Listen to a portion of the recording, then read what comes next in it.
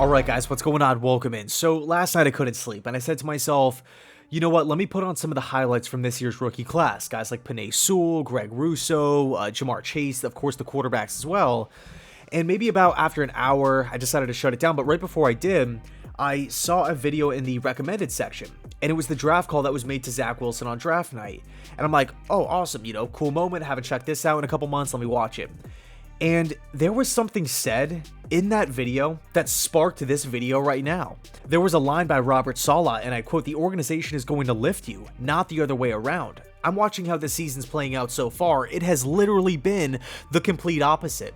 The complete opposite. Zach Wilson is the most sacked quarterback in football. 15 total sacks.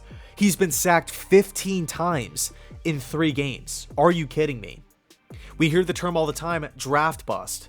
In regards to quarterbacks picked in the first round, and there are tons of them to go around. Ponder, Leinart, Leaf. I mean, the list goes on and on. But there's one quarterback that was picked at the top of the draft years and years and years ago that isn't really labeled a draft bust, more so the team failed him. He was an athletic guy, a really accurate quarterback back at Fresno State. His name was David Carr. We all know him. Older brother of Derek Carr. Okay, he was let down by his team. One of the biggest reasons why was because he was constantly on the ground, constantly on the turf. He was sacked 76 times his rookie season. Unbelievable. Zach Wilson is on pace to be sacked 85 times this season. Yeah, 85. Now look, realistically, will he reach that number? Probably not, but it just goes to show that so far, the New York Jets offensive line has done a horrific job in protecting their young rookie quarterback. On top of that, he is the most pressured quarterback in the league with 33 total pressures. 33 total pressures. Just an embarrassing number. We need to give our rookie quarterback a chance. Let's take a look at the pass catchers. We have 8 total drops in 3 games. That's tied for 4th most in the NFL. On top of that, he doesn't have that veteran quarterback to lean on for advice. He doesn't have that veteran mentor, that teacher. There's no Obi-Wan, there's no Yoda to be found. His backup quarterback has 0 NFL experience, and the offensive coordinator is doing it for the first time as well. Installing the offense for the first time, developing a rookie quarterback for the first time, calling plays for the first time. It's his first go-round as well. And that has resulted in an offense that averages less than 7 points a game. In other words, all you need is a touchdown, hit the extra point, and you're probably going to win the game. That's what the numbers say. That is what the numbers say. The New York Jets have to switch things up. We have got to switch things up if we want Zach Wilson to survive this season. It is imperative. We cannot continue to roll out the same ideas every single week.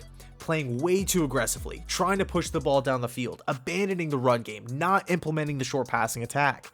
We need to get certain playmakers involved early. Jamison Crowder, let's get Denzel Mims on the football field. I'm sick and tired of seeing Mims as a healthy scratch week to week. This guy deserves to be out there, given what we've seen so far.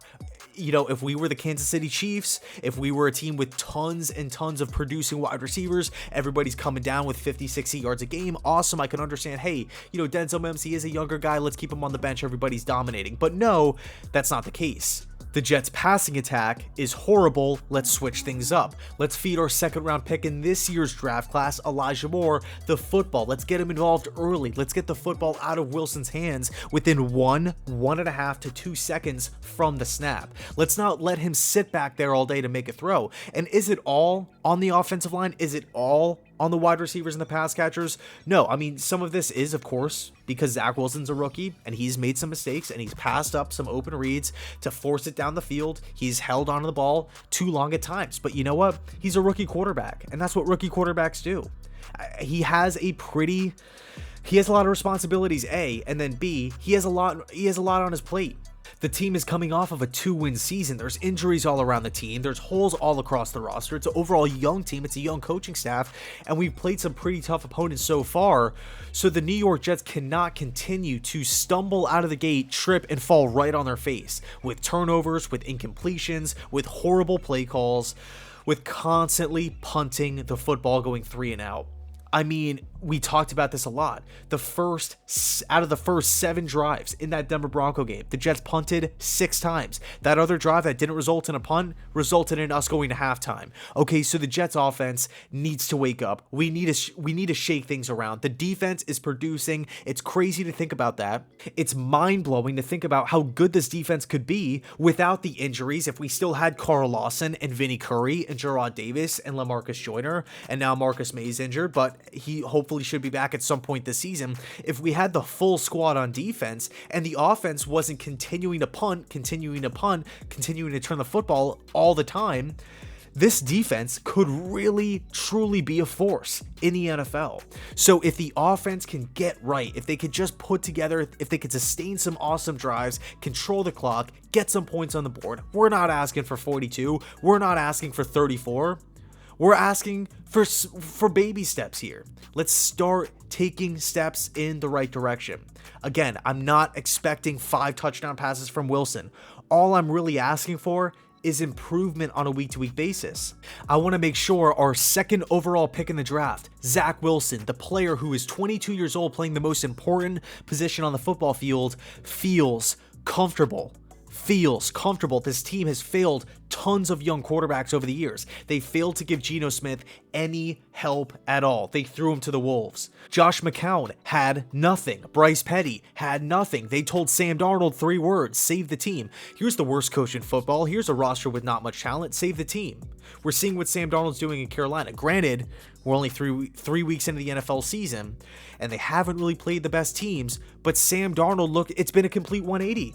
He's not turning the football over left and right. He looks like he comprehends the offense, and he can run the offense with success. So the New York Jets have got to make sure that Zach Wilson feels comfortable moving forward. We cannot continue the trend of failing our quarterbacks, failing to provide them with the necessary pieces to have success. So I'll leave it there. Let me know your thoughts down below in the comment section. Just kind of a little rant video, I guess.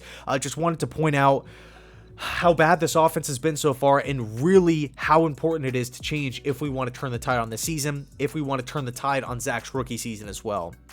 So I'll leave it there. Thanks so much for watching. I really, really appreciate it. And as always, go Jets.